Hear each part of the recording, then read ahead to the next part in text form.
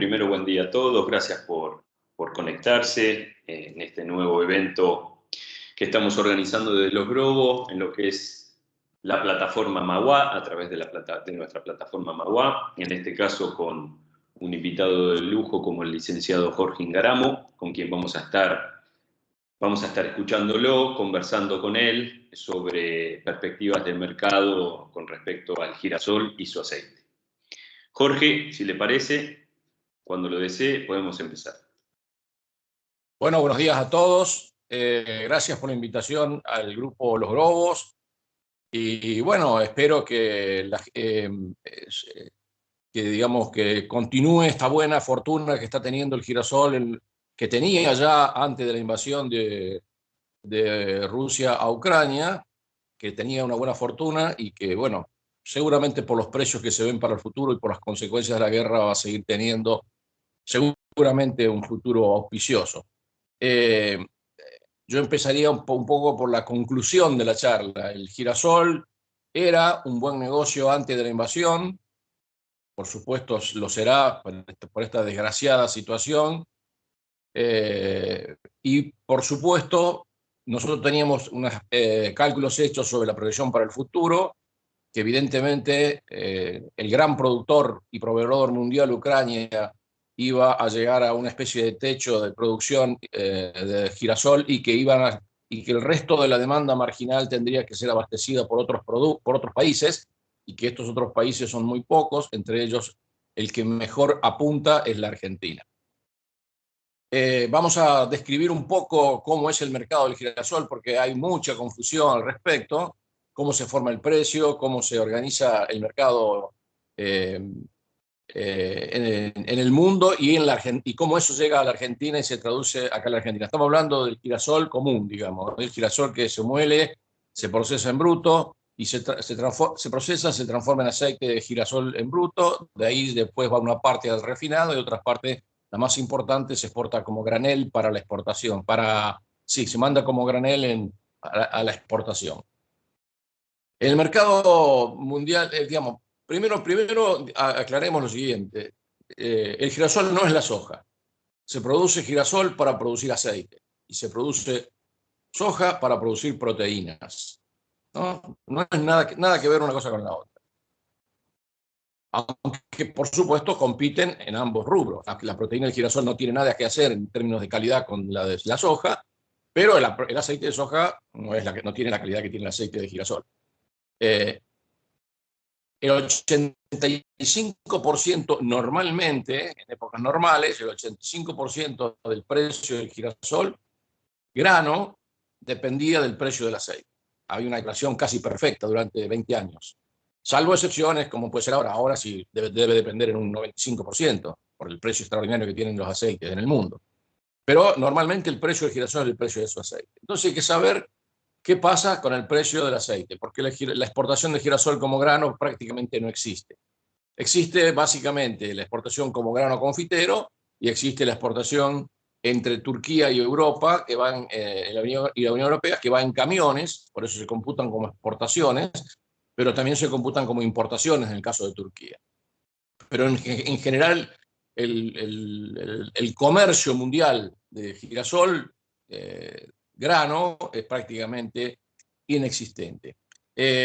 Puede decirse que en el mundo se producen 57 millones de toneladas de girasol, que se transforman en 21 millones de toneladas de aceite, y que de eso el 57% se comercia en el mundo. Es uno de los mercados más abiertos del mundo. El coeficiente de apertura se mide como las importaciones o las exportaciones dividido el consumo total o la producción total. Ese coeficiente de apertura es uno de los más altos del mundo. El aceite de girasol ha progresado notablemente con el avance de Ucrania, básicamente. Nosotros, como oferentes en el mundo, nos hemos retirado solos, porque tuvimos 8 años de derechos de exportación del 32% al grano, entre el 2007, diciembre de 2007, y cuando asumió Macri. En ese periodo hubo 32%, 8 años seguidos, que por supuesto llevaron el área a que cayera casi a la mitad. O sea, nosotros tuvimos En la campaña 2007-2008, aproximadamente 2.600.000 hectáreas, y llegamos a bajar hasta 1.400.000 hectáreas. O sea, nos fuimos solitos del mercado. Mientras tanto, en los últimos 15 años, Ucrania hizo un raid extraordinario. Ellos tienen un consumo bajo de aceite de girasol, en términos, así que les sobra todo para exportar. Todo el incremental fue exportador. La formación del precio es más o menos la siguiente. Hay un dominador del mercado, que es Ucrania, que normalmente tenía el 52%, ahora este año va a tener el 47% de las exportaciones mundiales. Le sigue Rusia con el 26, 27, 28, este año 30 de las exportaciones mundiales, y después lejos viene Turquía con el 8, pero ya les digo, Turquía exporta e importa, y después venimos nosotros con el 5, 6% del mercado mundial. O sea, el precio que domina el mercado mundial se forma en Ucrania, en el Mar Negro, donde está la zona de conflicto en este momento. Nótese que la suma de Rusia y Ucrania en el comercio exportador de aceite de girasol en bruto es el 78% del consumo mundial, del comercio mundial. Así que es evidentemente que lo que está pasando es decisivo para él. Pero Ucrania no es el precio se forma con la oferta, que es básicamente Ucrania, y también con la demanda. Nosotros en el girasol, o en el aceite de girasol, mejor dicho, no tenemos un Chicago. Chicago tiene la gran ventaja de que todo el mundo entra y sale, se hace hedging, se hace apalancamientos, hay opciones para entrar y salir, hay, por supuesto, compradores que compran trigo, maíz, soja o aceite de soja o proteína de soja para industrializar, para consumir, pero también, como todo el mundo sabe, están los fondos que hacen lo que pasó, por ejemplo, con la semana pasada que vimos con el trigo. O sea, es un mercado muy transparente, muy lindo, todo el mundo entra y sale, que nosotros somos también grandes oferentes mundiales, y para sus derivados, pero tiene el problema que vimos la semana pasada cuando se anunció una mediación posible entre Estados Unidos y China para tratar de convencer a Rusia que parara. Bueno, en 2 días el trigo en Chicago bajó $79. $79 en 2 días, ¿no? O sea, los fondos hacen cualquier, es un precio crítico, fundamental y muy vinculado a la guerra, obviamente, como todo el mundo lo sabe. El rango de crecimiento del precio del petróleo Brent en el último año fue de entre 60 y $139 el barril. Ayer cerró 108, ¿no? O sea, subas y bajas, que ayer bajó 5,2% en un solo día. O sea, los mercados son así. Nosotros no tenemos la clase de mercado para el aceite de girasol. El mercado de referencia, el faro, es el mercado de Rotterdam, que es un mercado de importadores y exportadores que firman contratos de compra-venta. No hay timba más que en la prima de futuro, digamos. O sea, no hay un... No hay, cada uno se hace un retorno. Y que Europa es apenas el 17% de la importación mundial de aceite de girasol. Pero ahí están los ricos, ahí están los que pagan. Rotterdam es el precio que hay que seguir para ver la tendencia futura que va a tener, porque normalmente tiene posiciones para, por ejemplo, en lo normal hay posiciones para toda la cosecha futura del hemisferio norte, que como todo el mundo sabe, el año agrícola en el hemisferio norte empieza el 1 de mayo. Por eso este conflicto de Ucrania toma a la economía agrícola mundial y a los mercados en un momento en que no hay prácticamente actividad productiva en el hemisferio norte. Todo el mundo está haciendo planes de siembra, y de lo que voy a hablar yo básicamente es de la cosecha vieja, que en buena parte ya está comercializada, ya está vendida, porque estamos en marzo, o sea, falta 2 meses para que empiece el nuevo año, falta un mes y medio para que empiece el año agrícola potente del hemisferio norte, sobre todo en Ucrania y Rusia, son los grandes de aceite de girasol. Pero la Argentina, por restricciones que son virtualmente pararancelarias, eh, eh, por los límites y las tolerancias, entra a Rotterdam y sí entra Ucrania, porque Ucrania, como todo el mundo sabe, siempre la quisieron para incorporarla a la Unión Europea y por supuesto le hacen preferencias que nosotros no disfrutamos. Por supuesto, le aplican las tolerancias, etcétera, etcétera, pero es más laxa por eso el gran proveedor de la Unión Europea es básicamente Ucrania. Así que, pero nosotros no entramos a Rotterdam. No solamente no entramos por eso, sino también por un arancel del 6,37% para el ingreso del aceite en crudo, que se negoció en el acuerdo Mercosur-Unión Europea, que iba a ir bajando, pero claro, el acuerdo Mercosur-Unión Europea hoy nadie se acuerda más. El precio que guía entonces al mundo y con el cual compite nuestra industria, porque nosotros estamos en un sector que es netamente exportador, 58% del aceite que se produce en Argentina se exporta. Así que, evidentemente, el precio marginal, el precio lo determina la tonelada marginal, la tonelada marginal es la que se exporta. Entonces, nosotros competimos, nuestra industria compite costo y flete, estando, por supuesto, como todo el mundo sabe, en la espalda del mundo, o sea, estamos lejos de casi todos los mercados, mucho más lejos que Ucrania, seguramente. Nuestra industria compite costo y flete con el precio del Mar Negro.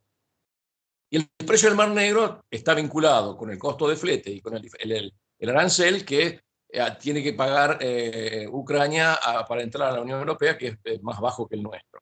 Entonces, hay siempre una relación de que el precio de Rotterdam, corregido por el 8% a la baja, normalmente lo más común es que sea el precio del Mar Negro. Aparte, acuérdense, me olvidé decir yo que el precio del Rotterdam es un precio CIF, un precio con costo, seguro y flete, porque es un precio de importación. En cambio, el precio del Mar Negro es un precio FOB, no tiene seguro y flete. Entonces hay una relación normalmente entre 8 y 10% de diferencia, ¿no? O sea, si el precio en Rotterdam es 100, en el Mar Negro es 90, 92. Siempre tengan en cuenta eso. Entonces nuestra industria compite con esa situación del dominio absoluto que tiene Ucrania en el mercado mundial, que es distinto del de Rusia. Rusia es un gran exportador, 30%, 28%, depende del año, pero Rusia privilegia siempre el consumo interno. Siempre, siempre. Los rusos son afectos al aceite de girasol y lo primero, digamos, el modelo ucraniano es netamente exportador. El modelo ruso es de exportación de lo que sobra. Es completamente distinto, ¿no? Nosotros nos parecemos más al modelo ruso. No tenemos un modelo exportador bien definido. Y menos aún con 32% de retenciones como tuvimos. Entonces, esa es la formación del precio. Nuestra industria compite con costo y flete con Ucrania en los grandes mercados de demanda. Ahora voy a explicar cuáles son. Después, ese precio hay que corregirlo con todos los costos de la Argentina, que como todos ustedes saben, tienen un sistema de comercialización que está referenciado por una resolución del Ministerio de Agricultura que rige hace muchos años y que determina un valor de referencia y una bonificación por contenido de aceite. Esto no sé, yo lo explico, a lo mejor alguna gente dirá, este Ingaramo está diciendo cosas que sabemos todos. Bueno, pero hay que explicarlas. El valor de referencia se refiere a un contenido de aceite por grano molido del 42%, esa es la base. Y después se paga la bonificación por contenido de aceite a razón de 2 puntos por cada punto adicional por encima del 42. O sea, si yo tengo 47, cobro 10% más de bonificación de contenido de aceite, porque 47 menos 42 es 5. Entonces 5 multiplicado por 2 me da el 10% de crédito. O sea que, y eso a veces el productor se lo olvida. Lo que aparece en la pizarra es el valor de referencia. Y siempre hubo discusión sobre si ese valor era el correcto o no era el correcto. Bueno, Entonces, para llegar a la paridad, a lo que llamaríamos la paridad FAS, o sea, a la capacidad de compra de la industria al productor del grano, hay que pasar por todos los costos que tiene la industria, los impuestos que paga, los fletes, la logística, etcétera, y ahí se llega a ese valor que usted ve en la pizarra. Por ejemplo, ayer en la Cámara de Quequén se pagó $738 la referencia, y en Rosario $700 la referencia, o si no, 76.000 pesos en valor cámara. O sea, así se forma esta división. Mucha gente dice, esto no es transparente, acá hay tongo. Nosotros en Asagir hicimos un trabajo bastante sacrificado de tratar de cambiar en la modificación, de tratar de introducir modificaciones en el cálculo del FAS teórico que todos los días publica el Ministerio de Agricultura. Conseguimos algunos cambios, pero no los suficientes. Por eso el FAS teórico que publica Agricultura, que por supuesto publica el FOB de referencia, ¿no? Que publica el FOB de referencia, y de ahí deduce todos los costos para llegar al FAS, ese FAS teórico tiene diferencias sustantivas con la realidad. Menciono algunas para que ustedes tengan en cuenta. Ellos trabajan con un costo de mano de obra industrial que lo hacen asimilable al de la molienda de soja. Ustedes saben que los aceiteros tienen unos sueldos muy altos, los trabajadores de la industria aceitera tienen normalmente unos sueldos muy altos, un poder de negociación salarial extraordinario, y a veces paran puertos, así que, y paran producción. Así que son bravos los muchachos. Entonces, ellos consideran que una planta de soja que muele 12.000 toneladas por día tiene el mismo costo laboral unitario en la tonelada de aceite que una planta de girasol que muele con suerte y viento a favor 2.000 toneladas al día. O sea, una sexta parte. Esa es la primera diferencia. La segunda diferencia es que la agricultura no considera costo la bonificación por contenido de aceite. Y es evidente que la industria cuando compra, para fijar el valor de referencia para el 42% de rendimiento, tiene en cuenta ese costo, y evidentemente por eso hay una diferencia bastante importante en el FAS teórico que calculan ellos y el que podemos calcular nosotros en los momentos en que más o menos los precios se quedan un poco quietos, que no es el caso de los últimos 2 años, donde los precios se han movido todo el tiempo, la energía, los salarios. Muy difícil manejar un FAS teórico que sea, en otra época cuando había 20% de inflación, más o menos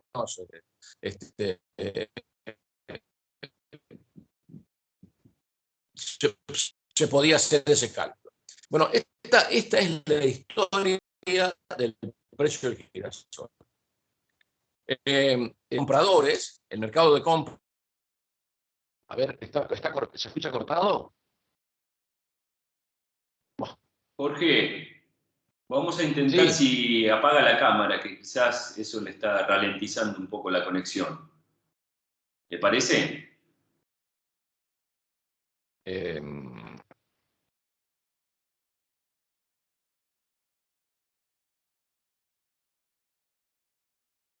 ¿Ahí? Vamos a probar ahí, a ver si lo escuchamos mejor. Lo vamos a escuchar solamente, pero vamos a ver si no lo escuchamos cortado. Gracias. Bueno, perfecto, disculpen. Bueno, la composición de la demanda es más o menos la siguiente. Los países de Medio Oriente, por supuesto el girasol, antes de hablar de la demanda, hablemos de quién lo compra. Lo compran las clases medias, que a medida que de los nuevos países de Asia y Medio Oriente, que han crecido mucho últimamente y tienen muchos recursos para comprar, y cuando pueden eligen los aceites de mejor calidad. Y los aceites de granel de mejor calidad no son los más masivos. O sea, nosotros no tenemos la exportación de aceite de palma, es muchísimo más grande que la exportación de aceite de girasol y de canola. Pero los aceites de girasol y canola son los preferidos por todos. Y el aceite de canola, que normalmente se comercializa a 28 millones de toneladas al año, tiene un uso de 7 millones para biodiesel, cosa que no ocurre con el girasol.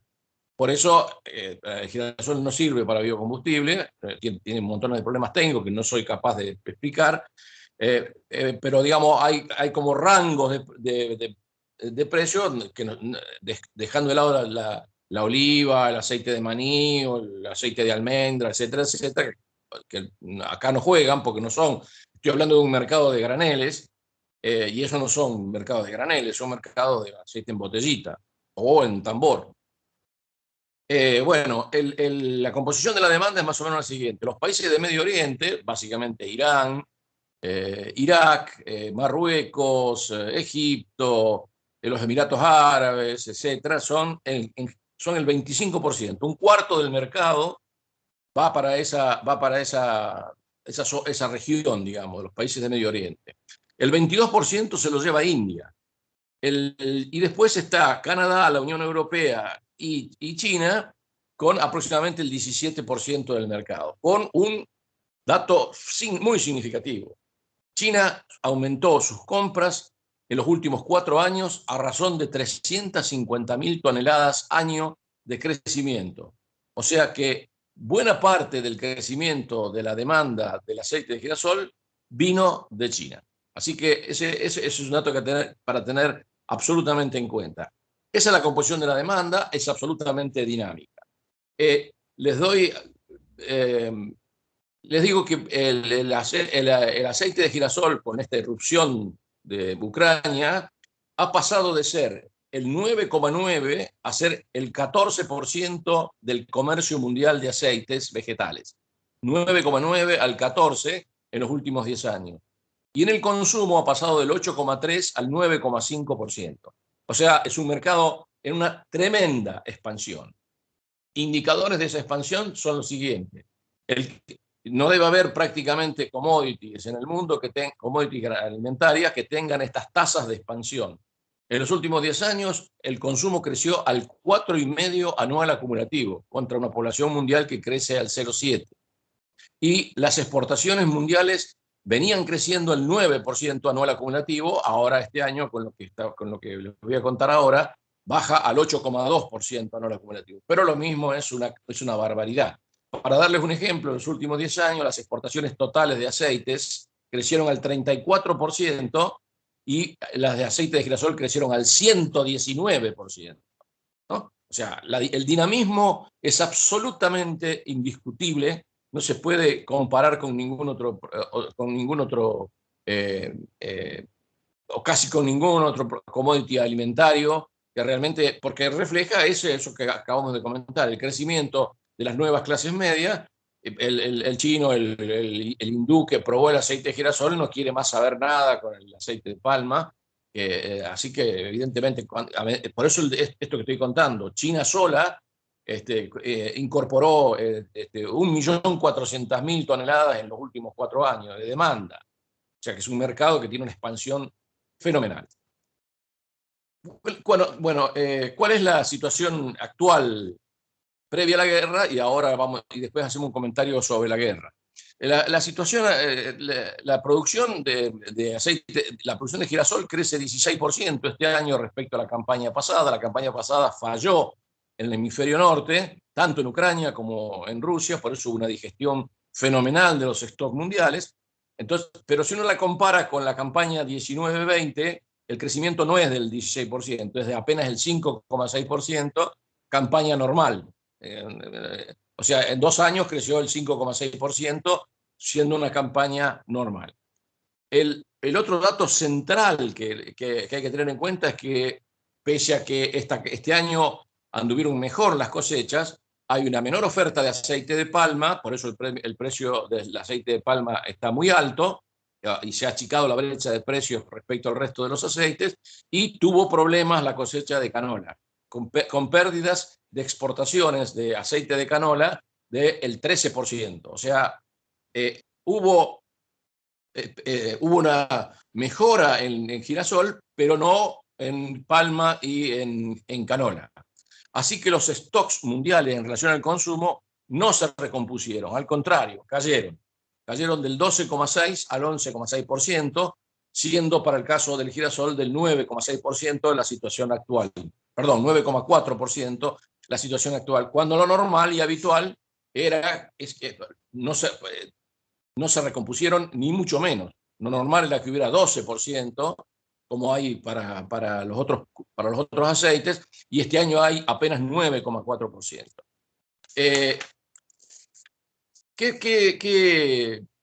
Entonces, la tendencia de los precios, que viene subiendo desde el mes de septiembre, previo al fracaso de la cosecha ucraniana y rusa de hace un año y medio, digamos, los precios vienen creciendo de una forma extraordinaria. ¿Cómo estábamos nosotros en precios? ¿Cómo estaba el precio en Rotterdam al momento en que se produjo la invasión? Bueno, el precio en Rotterdam reflejaba una suba del 78% respecto a la media histórica para la posición del mes de marzo, que era la última la que había antes de que empezara el conflicto, y una suba del 58% para la posición octubre. O sea, esperaban una buena producción antes del conflicto, pero esa buena producción no iba a hacer bajar los precios sustantivamente. Todavía iban a ser sustantivamente superiores al promedio histórico. Doy los números. Estábamos en 1.400 para marzo, perdón, 1.700 para marzo y 1.400 para octubre, ¿no? Antes de que empezara el conflicto. Bueno, empezó el conflicto, pasaron prácticamente 20 días, creo que ahora se cumple la tercera semana de la invasión, y estamos, el que costaba 1.700, hoy está en 2.000, ayer aparecieron los primeros contratos, hoy está en $2.350. Y para octubre está en 2.325 dólares. Así que claramente el precio es excepcionalmente bueno, y evidentemente si hay contratos registrados es porque la gente descuenta lo que casi todo el mundo sabe o supone, que va a haber graves problemas para no solamente producir girasol en Ucrania, sino también para trasladarlo, para llevarlo, los puentes están bombardeados, no se sabe cuándo termina esto, molerlo y sacarlo por el puerto de Odessa o por algún otro puerto. Bueno, es ese panorama. Hay una consultora que estima que el área ucraniana para la campaña que todavía no empezó podría caer de 6.300.000 hectáreas a 4,2 o 4,4 millones de hectáreas. Quiere decir que la perspectiva en materia de precios no puede ser mejor. El efecto impacto, lo que yo llamo el efecto impacto, es que la semana pasada salió el informe de USDA, estamos hablando de la cosecha vieja, o sea, la cosecha que todavía no, la cosecha que está prácticamente toda comercializada. Bueno, pronostica que Ucrania, con este incidente, va a exportar 900.000 toneladas menos de aceite de girasol sobre 6 millones, que era 6 millones y medio de toneladas, que era lo habitual.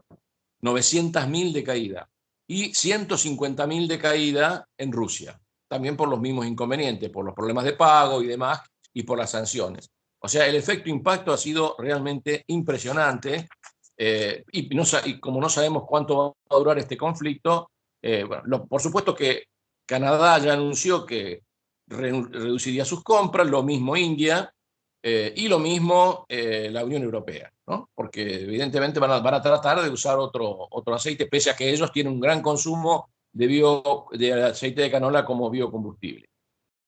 Así que o sea, la presión alcista en los precios va a seguir existiendo, no cabe la menor duda. Así que nosotros tenemos un horizonte de precios que para esta campaña que está concluyendo y para la nueva del hemisferio norte, e insisto, se siembra en abril y se cosecha, digamos, en octubre, una cosa así, para ese seguramente también va a haber muy buenos precios, y bueno, después ya se verá qué pasa con los stocks mundiales y las nuevas demandas de consumo, porque claro, cuando un aceite, el mundo no está acostumbrado a pagar $2.350 el aceite de girasol. Ahora lo pagarán porque hay demandas que son más elásticas y demandas que son más inelásticas. Evidentemente, la demanda más inelástica es la de la Unión Europea, que es donde se forma el precio de Rotterdam. ¿Por qué? Porque como todo el mundo sabe, ellos son muy respetuosos de las formulaciones de los alimentos y de los productos, y evidentemente está escrito en el label de un producto que tiene que tener tanto de aceite de girasol, y lo respetan a rajatabla, como también lo hacen con el aceite de girasol altoleico. Así que esa es la demanda más inelástica. O sea, ella tiene que pagar el precio el precio que le pidan, porque tiene que seguir consumiéndolo y cumpliendo con las normas del código alimentario que tienen ellos, ¿no? O sea que evidentemente ahí tenemos una... Bueno, rápidamente a la Argentina. Bueno, yo les conté que la pésima performance que tuvimos durante los 8 años de retenciones, y después se comenzó a mejorar bastante el área sembrada, pero estamos muy lejos todavía. Este año tuvimos 1.800.000 hectáreas de intención, pero como todos saben, el gran problema del girasol, en Argentina por lo menos, por ahora es el de la estrecha ventana de siembra. No hay un girasol de segunda, no hay un girasol tardío. Se están haciendo pruebas, intentos y experimentación para ver si se puede hacer algo en la provincia de Buenos Aires. Están haciendo los grupos CREA, pero todavía no tenemos resultados de eso. En el Chaco, el año pasado, hubo un problema de sequía muy fuerte al momento de la siembra. Todos esperábamos que en las primeras semanas de agosto cayeran unos 20 milímetros salvadores, y bueno, no cayeron. Para que ustedes tengan una referencia, hace 3 campañas entre Chaco, el norte de Santa Fe, centro-norte de Santa Fe y Santiago del Estero, sembraron 720.000 hectáreas. Este año sembraron 410.000 hectáreas. Por eso hubo que recortar el área sembrada argentina de 1.800.000 a 1.650.000 hectáreas, de las cuales 38,7% ya están recolectadas, con un rinde de 20,7 quintales, moderadamente bajo, digamos. No muy bajo, pero moderadamente bajo. Nosotros podemos estar tranquilamente en un promedio de 22 quintales a nivel nacional. El último informe de la Bolsa denuncia claramente, de la Bolsa de Buenos Aires, denuncia claramente que, por ejemplo, en el sudeste bonaerense los rindes están siendo bastante bajos, en el sudoeste también, y se defiende bastante bien el oeste bonaerense con un rinde de 21,4 quintales por hectárea. Esa es la situación. Vamos a la formación del mercado en Argentina. Como ustedes saben perfectamente, hay como 2 momentos del girasol en Argentina, ¿no? Hay 2 momentos. Está la siembra del norte y la siembra de la provincia de Buenos Aires y La Pampa, ¿no? La siembra del norte es julio-agosto, y en septiembre-octubre y a veces hasta noviembre es la siembra del sur. El aceite de girasol del norte lo compra la industria y lo muele lo más rápidamente que puede entre diciembre y marzo. ¿Por qué hace eso? Por la sencilla razón de que tiene que tener el aceite en los tanques ya para refinar y mandar al mercado interno. Ese aceite es el que abastece a las góndolas de los supermercados en la botellita, y después del 15 de marzo viene el aluvión de la soja y chao. El girasol pasa a ser, lo tienen que tener listo para mandar al mercado, porque entra el aluvión de la soja, que en las plantas que tienen switch se lleva todo. Prácticamente la soja es abrumadora en ese sentido. Por eso hay 2 momentos del mercado, por eso a veces hay mucha diferencia de precio, y por eso cuando fracasa la cosecha del norte, por alguna razón, o es muy baja, los costos de flete de mover materia prima para seguir moliendo son bastante importantes, como todo el mundo sabe. Y ahora con los aumentos de combustible, ni hablar. Esa es la situación. El otro tema, los otros 2 temas que son muy importantes explicarlos, y que nosotros los venimos explicando el otro día en Charata, cuando hicimos el remate del primer lote de girasol. Una persona que estaba ahí me agradeció mi batalla prácticamente solitaria, porque, digamos, hay mucha gente que dice que el mercado de girasol en Argentina no es transparente y que hay muy pocos compradores y que por eso dominan en el mercado. Bueno, vamos a explicar un poco todo eso. El mercado de girasol en Argentina tiene la transparencia necesaria como para que uno pueda tomar su decisión de precio. Todos los días se publican los precios de las pizarras, en las bolsas en las páginas web de la Bolsa de Rosario, de la Bolsa de Buenos Aires, cuando se publica en la Bolsa de Bahía. Evidentemente hay información de precios bastante clara, y siempre hay la posibilidad de levantar el teléfono y hablar con el corredor o hablar con el comercializador para poder saber cuánto se está pagando y poder tomar la decisión de venta. La queja de la transparencia siempre aparece cuando el precio es bajo, ¿no? Pero en realidad nosotros tuvimos precio bajo de girasol durante 8 años, pero no porque el mercado no fuera transparente, sino simplemente porque las retenciones eran del 32% y los márgenes no existían. Y ahí viene el segundo elemento. Hay pocos compradores. Ahí hay que recordar que 2 de los grandes jugadores del mercado en la Argentina, compradores, se fueron. Y no se fue Ingaramo, se fue Cargill y se fue Molinos Ríos, prácticamente. Entonces, evidentemente, cuando el mercado se achicó a 1.400.000 hectáreas, imagínense, eran 2.700.000 toneladas, pónganle que se muelan 2.500.000. Había una capacidad de molienda de 5.500.000 toneladas y se molían 2.500.000. Entonces, naturalmente, algunos se fueron y quedaron menos compradores. Después pasó lo que todo el mundo conoce de Vicentín.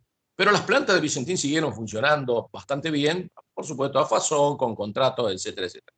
O sea, hay que desmentir que el mercado de girasol sea poco transparente. Es cierto, no tiene Chicago, como les conté recién, pero también Chicago tiene lo suyo, ¿cierto?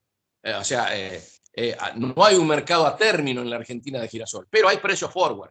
Y los precios forward los puede dar la industria lo más antes posible cuando tiene claramente la perspectiva de la relación stock-consumo que va a quedar cuando entre la cosecha ucraniana en octubre.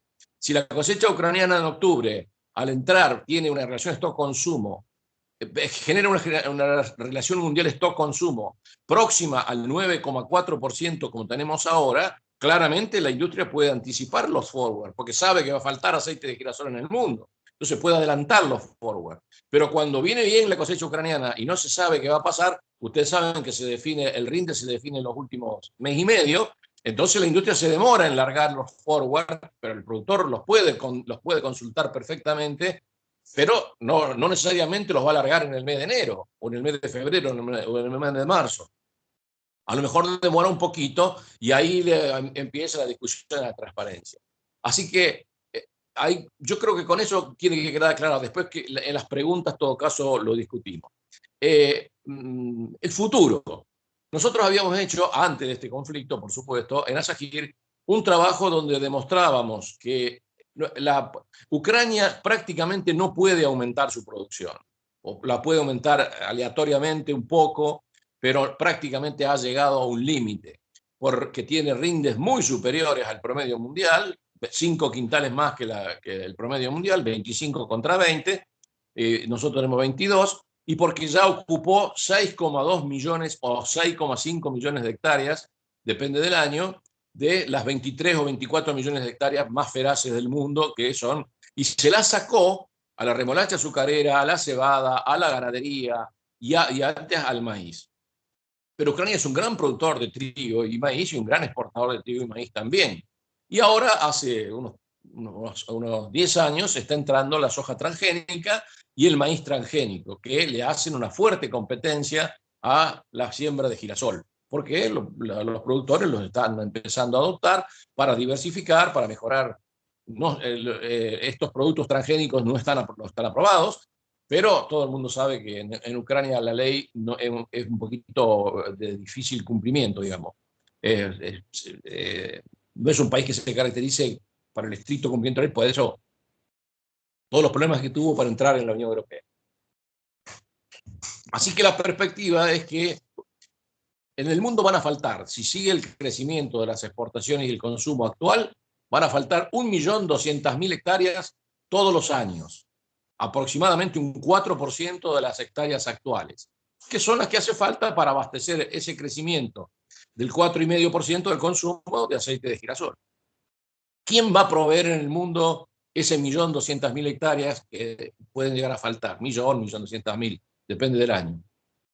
Naturalmente la Argentina es la que puede llegar a hacer eso. Nosotros hicimos un ejercicio de evaluar las tendencias del consumo y las tendencias de la producción mundial y llegamos a la conclusión de que el complejo de girasol podría pasar, hicimos el ejercicio en el 2019, antes de la pandemia, por eso lo cito, y en ese año la Argentina había exportado, el complejo había exportado 935 millones de dólares.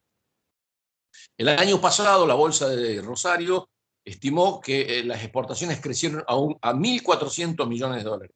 Y nuestra proyección para 2024-2025 era que podíamos llegar, agregando 200.000, 100.000 hectáreas por año, podíamos llegar tranquilamente al recuperar los 2.600.000 hectáreas que tuvimos allá por el 2007-2008 y unas exportaciones del complejo, porque todo el marginal se exporta, unas exportaciones del complejo de 2.000 millones de dólares. La Argentina exporta 82.000 millones de dólares como país, exportó el año pasado. 2.000 sobre 82.000 ya es una cifra. El sector de la carne vacuna exportó 3.400 millones de dólares. O sea, si nosotros llegamos a una exportación de 2.000 millones de dólares, el negocio girasol va a ser impresionante. Y no hay problema con la capacidad industrial, porque este año, con suerte y viento a favor, la industria va a moler 3.100.000, 3.200.000 toneladas sobre las 3.300.000 que se van a producir. Y tiene 5 millones de capacidad de molienda hoy. Si se hace inversiones y hace más switch, puede aumentar esa capacidad de molienda.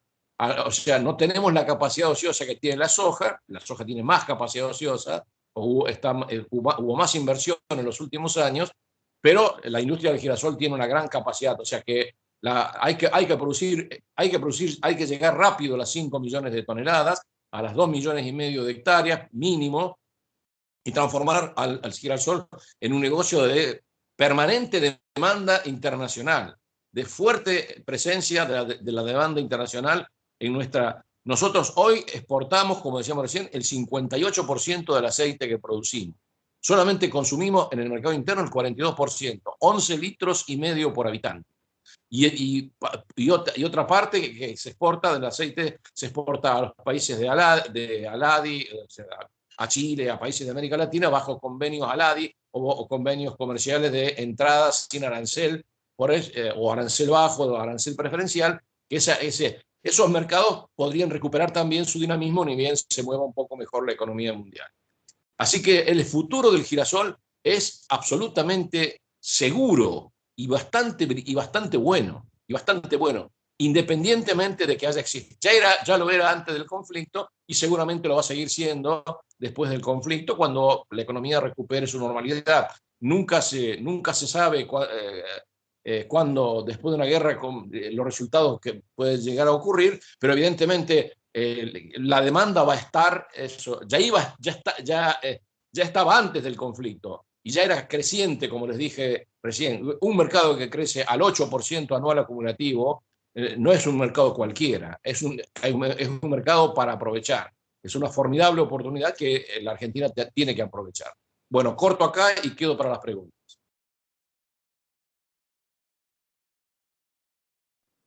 Bueno, Jorge, muchísimas gracias por sus explicaciones. Ahora los vamos a invitar a todos los participantes a transformar lo que fueron las declaraciones y las explicaciones de Jorge en una charla. Los invitamos a dejar todas sus preguntas o comentarios en el chat, que está abierto. Lo vamos a ir leyendo, así Jorge puede ir respondiendo lo que sean sus comentarios, sus consultas, preguntas. Cuando lo deseen, pueden dejarnos en el chat.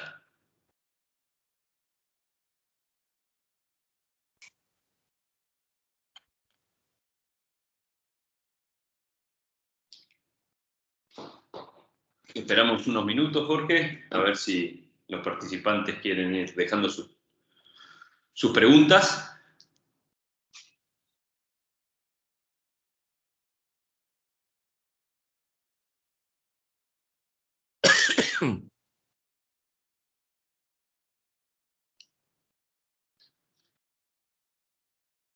Bueno, por el momento Bueno, se ve que o no no entendieron tenemos. nada, Acá tenemos una o no les... pregunta. Aquí tenemos una pregunta, Jorge, perdón que lo interrumpa, de Iván. Dice, buen día, ¿semilla vamos a tener para sembrar? Bueno, esa fue una pregunta que nos hicieron mucho en el Chaco cuando fuimos al remate. Yo consulté con la industria dice que se apuren a comprar los híbridos mejores, porque semilla va a haber para esta campaña, siempre que no vayamos de un solo golpe a 2,5 millones de hectáreas, pero semilla va a haber, pero que se apuren a comprar los mejores híbridos, porque de vuelta los semilleros hicieron sus programas en función de lo que veían que era el mercado. Hubo años en que prácticamente se vendió toda la semilla y hubo años como el año pasado en que porque esa caída de 150.000 hectáreas en el Chaco hizo que quedara un stock de semilla remanente. Ellos dicen que si el crecimiento no es extraordinario, hay semilla para que los productores puedan sembrar tranquilos, pero que se apuren a comprar si quieren el híbrido de su preferencia, que no se duerman en los laureles, que el productor argentino ha sido siempre muy, muy pícaro, muy inteligente. El, el, el, el, el, Ahí se me fue la idea. Las ventas, por ejemplo, de esta campaña, el productor vendió el 38% de la producción esperada, ¿no? Y solamente un 15% a fijar. Quiere decir que se hizo de los recursos para poder cubrir los costos de implantación y protección del cultivo para todo el área girasolera. Con esa venta forward, ya, insisto, 85% con precio firme y 15% a fijar, se cubrió perfectamente todos los costos, ¿no? Con lo cual, evidentemente, eso demuestra que el girasol fue un negocio muy bueno y eso, los rostros de los que cosecharon, que yo vi en el Chaco, eran rostros de una alegría. Los que no cosecharon, bueno, o no pudieron sembrar, están tristes por eso. O sea, no hay, digamos, el productor en ese sentido es muy, muy, muy, muy, y se apropia, trata de apropiarse de los mejores híbridos en la medida que puede. Bueno, la industria dice que si no hay una suba de la intención de siembra a 2,5 millones de hectáreas, para una suba normal, una suba buena, hay semilla, eso lo aseguran ellos. Así que yo les transmito lo que me dicen ellos, ¿no? O sea, por supuesto, ahí hay un problema de competencia fuerte por el share del mercado y no todo el mundo dice lo que uno espera escuchar. Y además, siempre los planes de producción están condicionados a decisiones que a veces se toman, en el caso de los semilleros, se toman con mucho tiempo de antelación, o si no, a veces se va cambiando sobre la marcha en función de las condiciones climáticas, de lo que se ve cómo va el mercado. Y la pandemia no fue neutra en ese sentido, tuvo sus consecuencias. Pero creo que sí, que va a haber semilla para una siembra mayor que la pasada, pero no, por supuesto, si de golpe nos mandamos 800.000 hectáreas más, bueno, a lo mejor hay algún problema. Entendido, gracias Jorge. Tenemos una pregunta más de Cristian. Cristian pregunta, ¿se puede diferenciar mucho entre común u oleico? O viendo esta demanda Sí. tan firme, si es indistinto. Sí, no es nada indistinto. Son dos mercados completamente diferentes. Yo no me quería extender mucho, pero ahora lo voy a explicar. El Alto Leico es un mercado de hoteles, restaurantes, catering, fast food, ¿no? Ese es el mercado del Alto Leico. El Alto Leico se caracteriza por la resistencia a cocciones a alta temperatura y durante mucho tiempo. Y por eso va en los snacks, etcétera, etcétera, etcétera. Totalmente distinto al aceite de girasol que se usa para la ensalada, para el huevo frito, que es otro mercado completamente diferente. El Alto Leico es un mercado ahí sí que hay muy poca información. Siempre es muy escasa la información que tenemos de parte de Europa, sobre todo de Francia, que es el gran jugador en el mercado de alto leico, ¿no? Pero el alto leico sufrió la pandemia de manera decisiva, dramática, mientras que el común no sufrió nada la pandemia. ¿Por qué? Porque con la pandemia se suprimió el turismo, entonces todo el sector de hoteles, gastronomía, fast food y demás de Europa cayó, pero estrepitosamente. Cosa que no pasó con el aceite de girasol común, porque la gente siguió haciendo huevo frito y comiendo ensalada, así que no había ningún problema. No hay que mezclarlo para la exportación. Para el mercado interno no hay grandes problemas, pero para la exportación sí. Una mezcla de girasol común y de girasol altoleico que vaya en un barco no es un producto de mercado. No lo compra nadie, no lo quiere nadie. No lo quiere nadie. Así que el productor que haga altoleico tiene que hablar con su industria elaboradora o con su comercializador y diferenciar perfectamente si es que va a destino exportación. Si es que va a destino mercado interno, bueno, la industria no tiene las trabas que hay en los códigos alimentarios internacionales y puede más o menos hacer ciertas mezclas razonables. Así que, pero si va a exportación no se puede mezclar, ¿no? O sea, la demanda del girasol altoleico depende crucialmente de esa demanda que acabo de mencionarle, que es completamente distinta a la demanda y hay que tratar de no mezclarlos para nada. Hay que tratar de diferenciar bien un mercado del otro, porque la mezcla a nivel internacional es prácticamente, en general es rechazo. En general es rechazo. Eso nos pasó, no recuerdo, en la 2013, creo que fue en la 2013 o 2014, hubo alguien que hizo eso y por supuesto le mandaron al barco de vuelta. Así de simple, ¿no? Así que es un producto distinto, es casi un specialty, con un mercado dominado básicamente por los productores franceses y en parte por la industria local que lo necesita para hacer unos snacks y que en general trabaja mucho por contrato. Nosotros en Asahi siempre decimos, si puede hacerlo por contrato y con el comprador ya asegurado y con la prima ya fijada, mejor. Y la historia de la prima hemos hecho una encuesta con la industria, cuando el precio del grano era $300, diríamos así, no como ahora que está a 738, era de aproximadamente entre 25 y $30, o sea, un 10% de prima. Era lo que habitualmente, pero no hay que entusiasmarse con los fracasos de Francia, como nos pasó un año y después no sabíamos qué hacer con el alto leico, ni tampoco deprimirse tanto por la falta de un mercado dinámico. Ahora se está normalizando bastante el tema de la pandemia, así que ser prudente y no mezclar y en lo posible trabajar con contrato. Muy bien, muchas gracias, Jorge. Aquí le compartimos un comentario de Ignacio. Ignacio dice, sobre la transparencia del mercado, la queja no es por los bajos precios, sino porque siempre hay diferencia entre la pizarra y lo que se paga por afuera.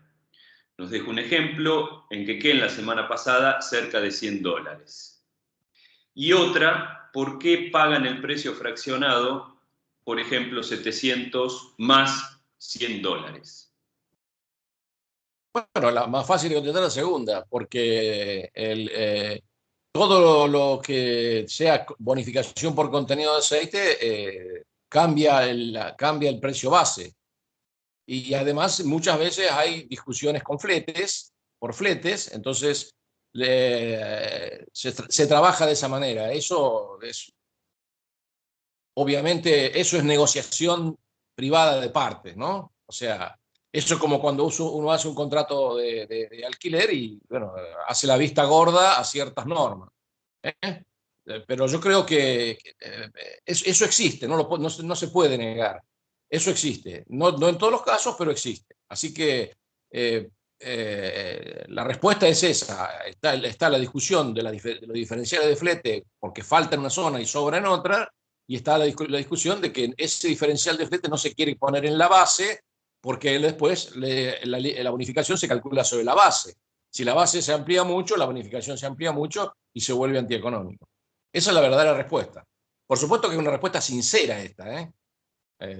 Yo reconozco que los mercados, no hay ningún mercado perfecto. Siempre hay negociaciones de flete, negociaciones de carga, descarga, negociaciones de costo de almacenamiento. Todo el mundo sabe que el almacenamiento del girasol es dificultoso porque rápidamente se acidifica, entonces la gente se lo quiere sacar de encima. Bueno, en fin, tiene sus particularidades, ¿no? Pero yo creo que pese a todo eso, los precios son...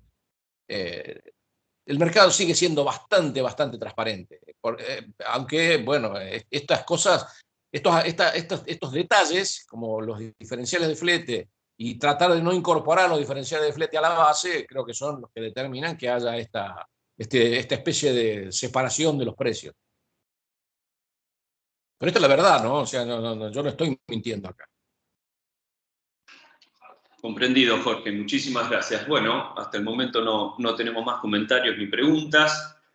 Le agradecemos mucho su tiempo, Jorge, sus visiones y sus comentarios y opiniones con respecto al mercado del girasol y el aceite de girasol. Muchísimas gracias de parte de los Grobo. Aquí también estamos recibiendo agradecimientos de las personas que participaron en esta charla. Vamos a aprovechar para compartirles la información sobre nuestro próximo evento a organizar, que es el 1 de abril. Vamos a estar teniendo una nueva edición de lo que es las perspectivas del mercado de granos, en este caso con las personas de Novitas, con el ingeniero Diego de la Puente. Los esperamos, próximamente ya estaremos comunicando para abrir la registración en el evento. Jorge, de parte de todos los que trabajamos en los Grobo, formamos parte del equipo de comunicación y relaciones institucionales, le agradecemos su tiempo, un placer escucharlo. Muchísimas gracias por su participación y por compartir sus opiniones. Bueno, gracias a todos ustedes y espero no haberlos aburrido. No, lejos de eso, seguramente. Bueno, gracias a todos por participar. Nos vemos en el próximo evento bajo la plataforma de Magua, nuestra plataforma de logro. Muchas gracias.